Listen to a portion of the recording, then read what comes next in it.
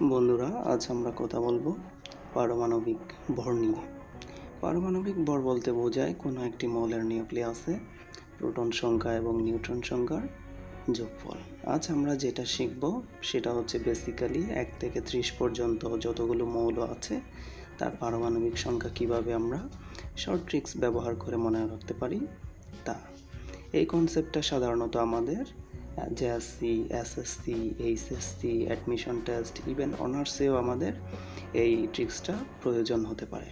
So before wasting time, let's jump into our class. তো প্রথমে আমরা আজকে এটা 3টা সেগমেন্টে শিখব। প্রথমে হচ্ছে 1 থেকে 20 পর্যন্ত যে যতগুলো মৌল আছে তার জোড় সংখ্যা নিয়ে, এবং দ্বিতীয় সেগমেন্টে আমরা 1 থেকে 20 পর্যন্ত বিজোড় সংখ্যা যেগুলো আছে তা নিয়ে। পরবর্তীতে লাস্ট সেগমেন্ট সেটা হচ্ছে 21 থেকে 30 পর্যন্ত সবগুলো একসাথে। তো আপনারা দেখতে পাচ্ছেন হিলিয়ামের পারমাণবিক ভর আমরা লিখেছি 2। তারপর এখানে বিজোড় সংখ্যা লিথিয়ামের পারমাণবিক সংখ্যা আমরা লিখেছি 3। তো জোড় এবং বিজোড় কিভাবে বের করা যায় তার সূত্রটা বা ফর্মুলাটা আমরা দেখিনি। 1 থেকে 20 পর্যন্ত জোড় সংখ্যা যেগুলো আছে সেগুলোর পারমাণবিক ভর বের করার জন্য আমরা পারমাণবিক সংখ্যাকে 2 দ্বারা গুণ করব। আর 1 থেকে 20 পর্যন্ত যতগুলো বিজোড় মৌল আছে সেগুলোকে তার পারমাণবিক ভর বের করার জন্য আমরা পারমাণবিক সংখ্যাকে 2 দিয়ে গুণ করে তার সাথে 1 যোগ করব। তাহলে প্রথমটা আমরা সলভ করি। প্রথমে আছে 2 হচ্ছে হিলিয়ামের পারমাণবিক সংখ্যা।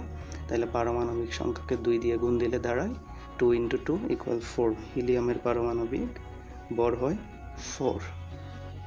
এরপরে আছে কার্বনের পারমাণবিক সংখ্যা হচ্ছে 6। তাহলে পারমাণবিক ভর হয় 6 × 2 = 12। তাহলে আমরা খুব সহজেই লিখে ফেলি 12। এটা হচ্ছে 8 × 2 = 16, 10 × 2 = 20। তারপর ম্যাগনেসিয়াম 12 × 2 = 24, 14 × 2 = 28, 16 × 2 = 32 আর 20 × 2 = 40। একইভাবে আপনারা দেখতে পাচ্ছেন এখানে লিথিয়াম আছে। লিথিয়ামকে আমরা লিখব, প্রথমে দ্বিগুণ করব, দ্বিগুণের সাথে 1 যোগ করব। তাহলে লিথিয়ামের ক্ষেত্রে কত হয়? 3 × 2 = 6 + 1 = 7।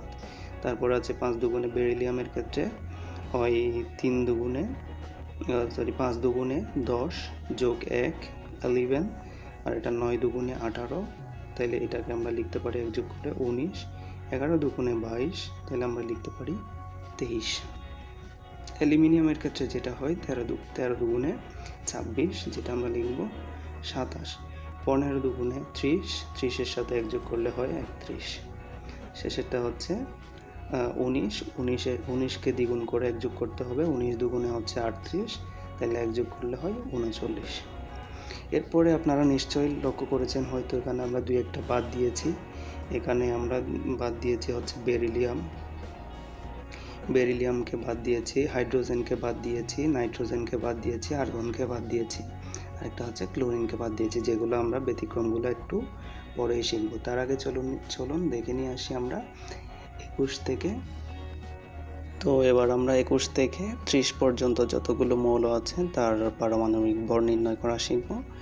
তো আপনারা দেখতে পাচ্ছেন 21 থেকে 30 পর্যন্ত পারমাণবিক ভর সংখ্যা বের করার জন্য প্রথমে পারমাণবিক সংখ্যা লিখতে হবে, এর সাথে দ্বিগুণ করতে হবে প্লাস আর হিসেবে আমরা লিখেছি এই যে আপনারা দেখতে পাচ্ছেন সংখ্যাটা।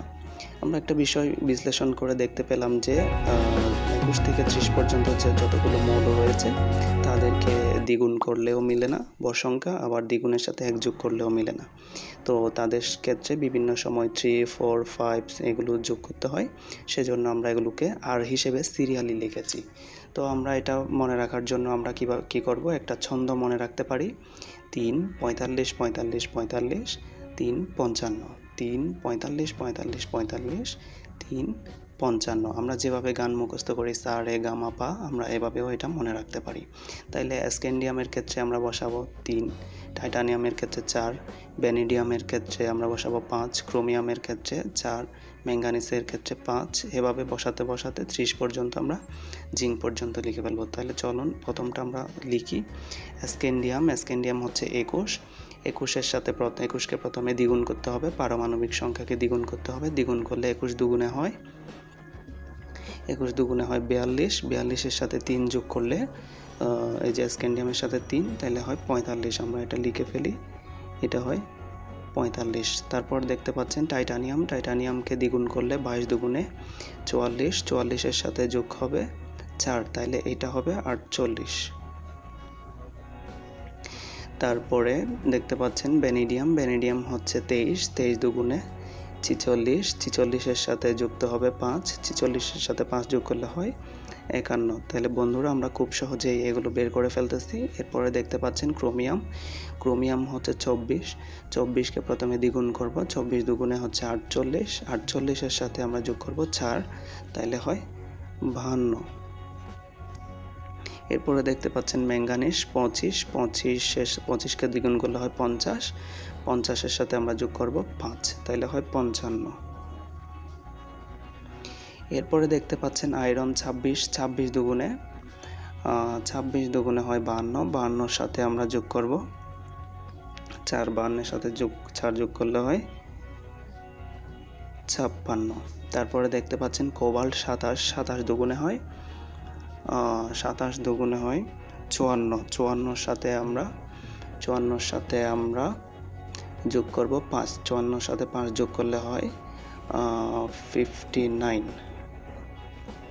এরপর দেখতে পাচ্ছেন নিকেল হচ্ছে 28, নিকেলের সাথে যুক্ত করতে হবে 3, তাহলে 28 দুগুণে হয় 56, 28 দুগুণে হয় 56, 56-এর সাথে যদি 3 যোগ করি আমরা হয় 59। এরপরে দেখতে পাচ্ছেন আছে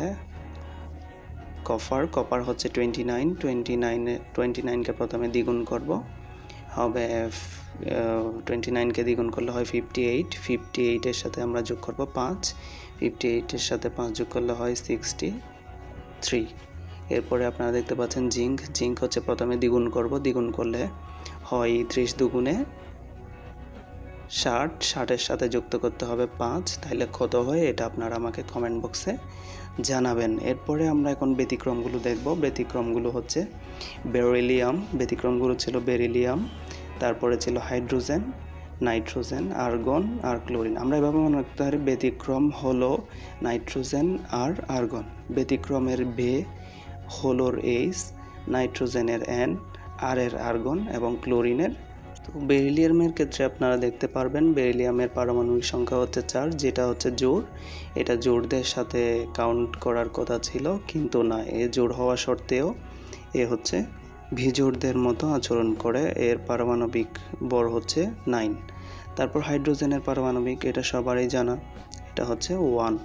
নাইট্রোজেন হচ্ছে ভিজুর হলে ভিজুর সংখ্যাগুলোর সাথে কাউন্ট করার উচিত ছিল, কিন্তু না, এ ভিজুর হলেও মোস্ট অফ দ্য টাইম কি করে, এ হচ্ছে জোড়েদের মতো আচরণ করে। তাইলে জোড়েদের সূত্রে আমরা এটাতে বসাতে পারি পারমাণবিক সংখ্যা গুণ 2।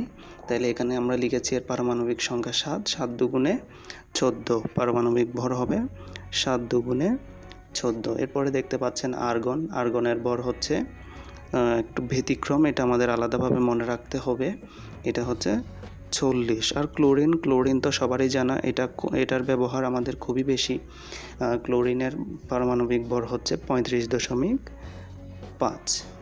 তো ভিডিওটি ভালো লেগে থাকলে আপনাদের বন্ধুদের সাথে শেয়ার করবেন, লাইক, কমেন্ট, সাবস্ক্রাইব করে ভিন্ন ধারা পাঠশালার সাথে কানেক্টেড থাকবেন। আপনাদের সবাইকে ধন্যবাদ।